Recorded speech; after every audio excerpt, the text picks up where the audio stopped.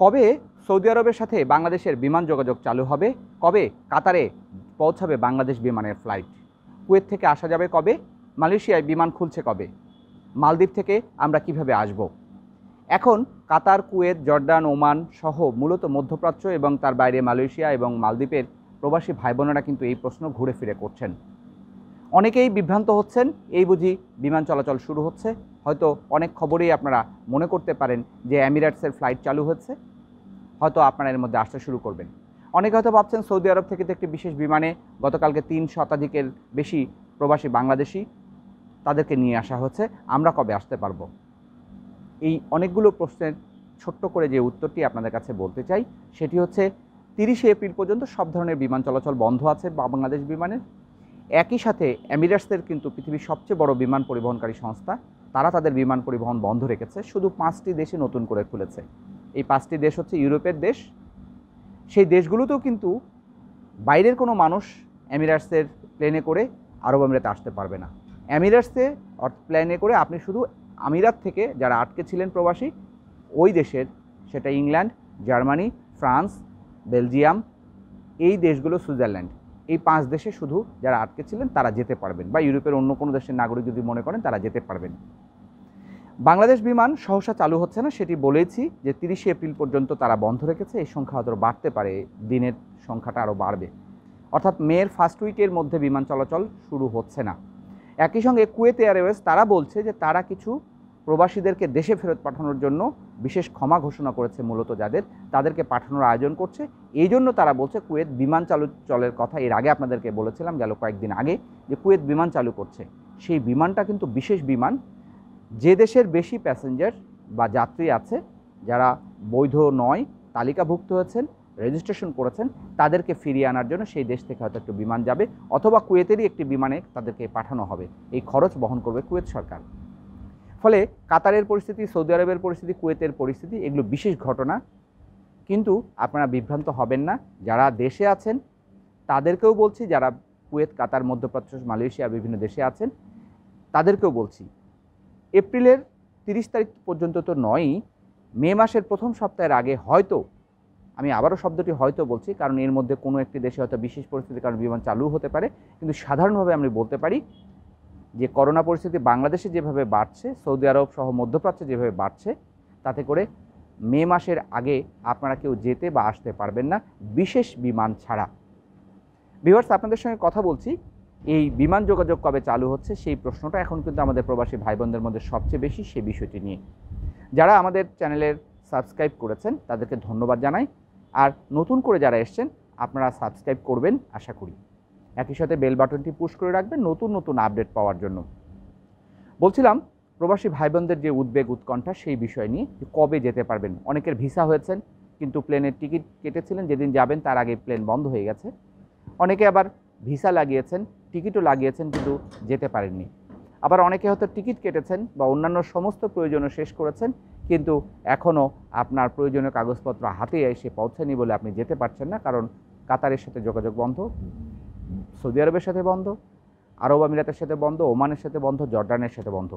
আপনাদের সবাইকেই বলছি যে যাদের ভিসা হয়েছে, টিকিট কেটেছেন, সেগুলো আপনারা পরিবর্তন করতে পারবেন। ইতিমধ্যে কাতার, কুয়েত, সৌদি আরব সব দেশই বলেছে যারাই বাংলাদেশে আটকে আছেন তাদের ছুটি শেষ হয়ে গেলেও তারা কাতারে ফিরতে পারবে, সৌদি আরবে ফিরতে পারবে, আরব আমিরাতে ফিরতে পারবে, জর্ডানে ফিরতে পারবে, লেবাননে ফিরতে পারবে, এমনকি মালদ্বীপ, মালয়েশিয়াতেও ফিরতে পারবে। একই সঙ্গে তারা বলেছে যাদের ভিসার মেয়াদ ফুরিয়ে গেছে তারাও কিন্তু যেতে পারবে, আকামার মেয়াদ ফুরিয়ে গেছে তারাও যেতে পারবে। বিমানের টিকিট কেটেছিলেন যারা, তাদেরকেই হবে।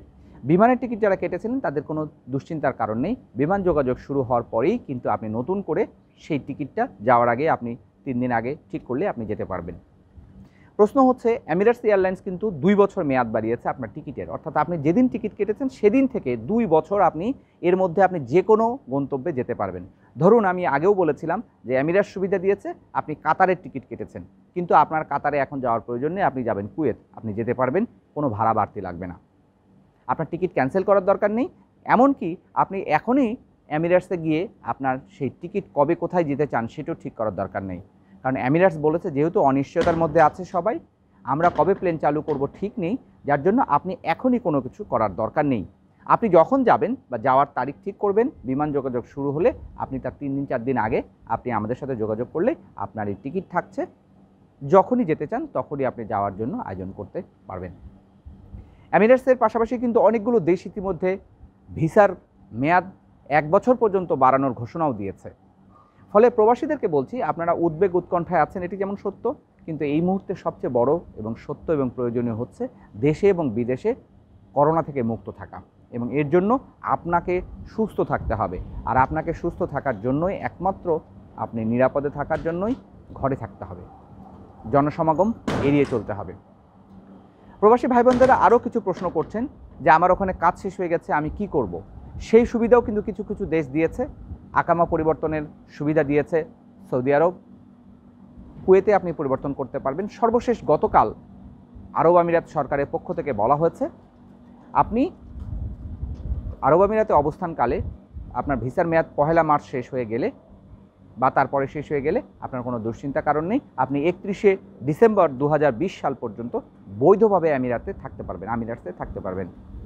এর জন্য কোনো জরিমানা গুনতে হবে না, এবং এই সময়কালে আপনি কাজ করতে পারবেন। সবচেয়ে বড় সুবিধা হচ্ছে আপনি কাজ করতে পারবেন, এবং সেটি কিন্তু এমন নয় যে কোম্পানিতে কাজ করতেন সেই কোম্পানিতে কাজ করতে হবে। আপনি feel free to go anywhere, অর্থাৎ আপনি যে কোনো দেশের যে কোনো প্রান্তে যে কোনো কোম্পানিতে আপনি গিয়ে কাজ খুঁজে নিয়ে যেতে পারবেন, কাজ করতে পারবেন। ফলে সংকটের কথাগুলো যেমন আমরা দেখছি, সংকটে যেমন আমরা সবাই মিলে চেপে বসছি আমাদের ঘাড়ের উপরে করোনা, তার ফাঁকেও কিন্তু কিছু কিছু সমস্যার মধ্যেও, সংকটের মধ্যেও আমরা কিছু সম্ভাবনার আলো দেখছি। সেই কারণে আপনাদের বলছি যে আপনারা যারা বৈধভাবে গিয়েছেন বা যাওয়ার জন্য কাগজপত্র তৈরি করেছেন, তাদের কোনো দুশ্চিন্তার কারণ নেই, আপনারা যেতে পারবেন। প্রবাসী ভাই বোনদের পাশাপাশি আরেকটি খবর আপনাদের জেনে রাখা জরুরি, সেটি হচ্ছে সবগুলো দেশ কিন্তু প্রবাসী ভাই বোনেরা যারা আটকা পড়ে আছেন, বিশেষ করে কাতার, কুয়েত, সৌদি আরব, তাদের কিন্তু স্যালারির কিছু অংশ দিয়ে দেওয়ার জন্য বলা হয়েছে। ইতিমধ্যে সৌদি আরব সেটি বাস্তবায়ন করেছে। কাতার, কুয়েত থেকেও তারা কিন্তু বলছে যে তাদের বেসরকারি কর্মকর্তা কর্মচারীদের বেতন ভাতা যেন পায়, সেটি নিশ্চিত করার জন্য সরকারের পক্ষে নজরদারি বাড়ানো হচ্ছে।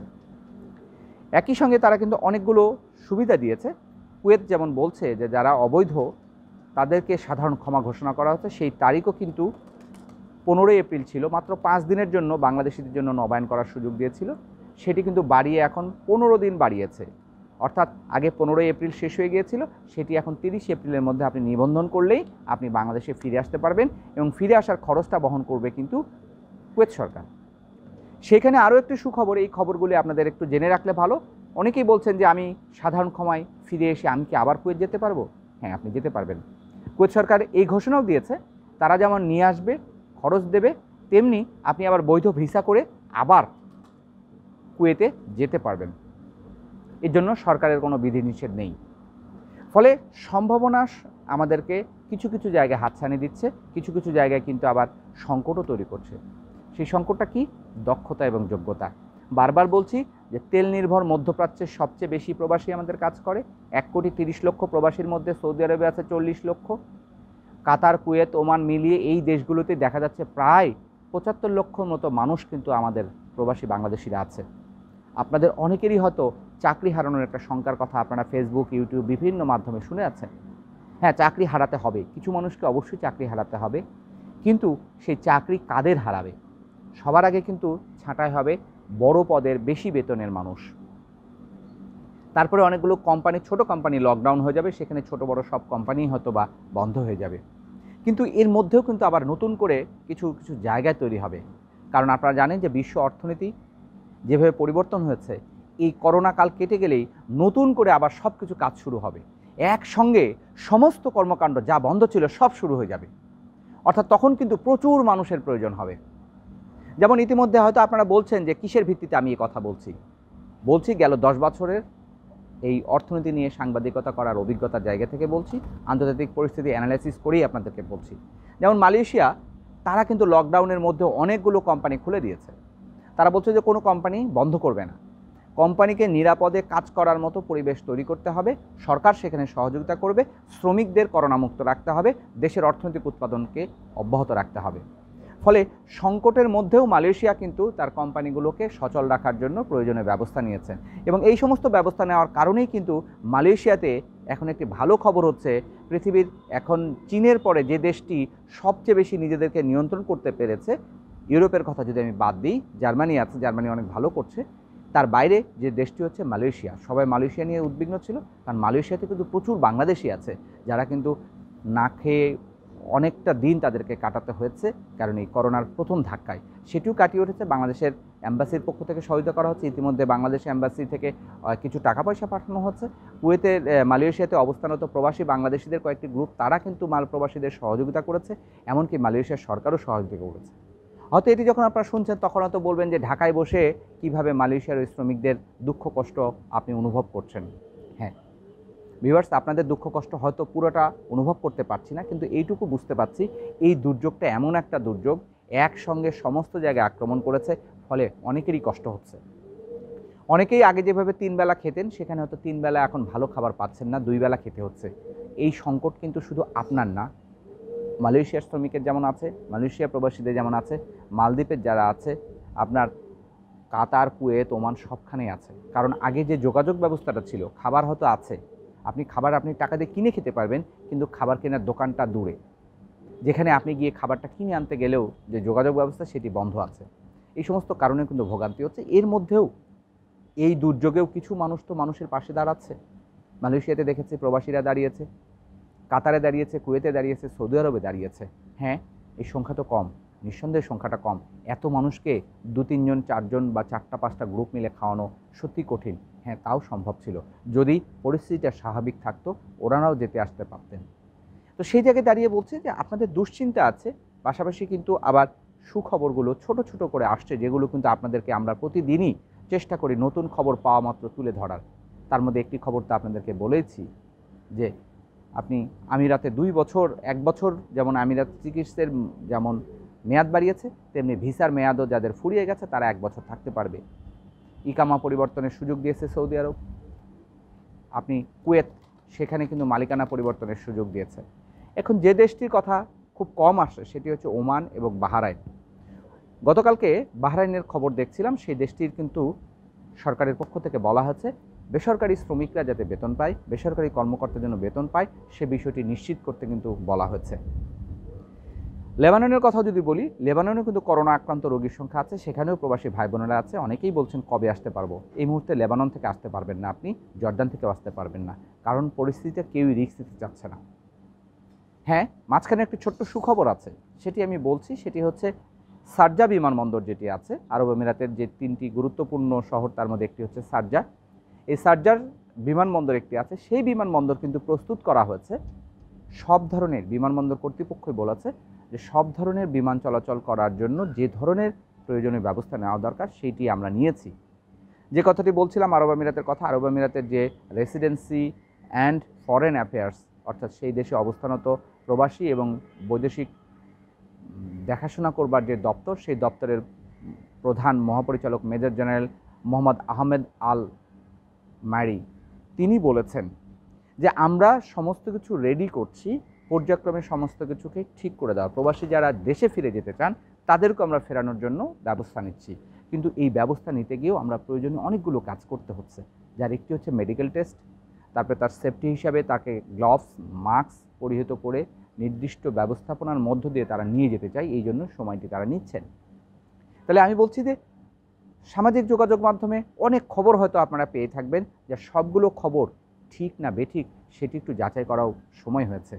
কারণ আমরা অনেক সময় অনেক কথায় হয়তো অনেকেই বলছে যে খবরের ভিত্তি থাকছে কি না সেটি নিয়েও কিন্তু প্রশ্ন হচ্ছে।